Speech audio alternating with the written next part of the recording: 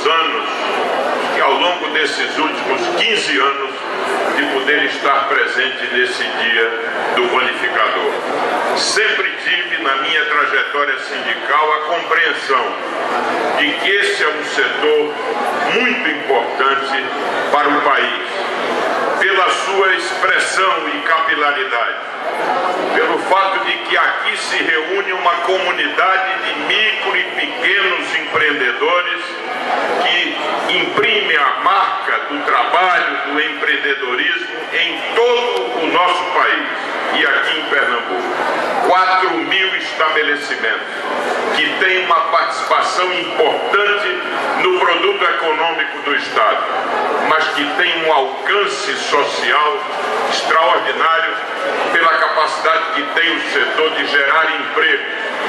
Então eu vim hoje e quero de forma breve dar o testemunho do apreço que tenho a essa categoria.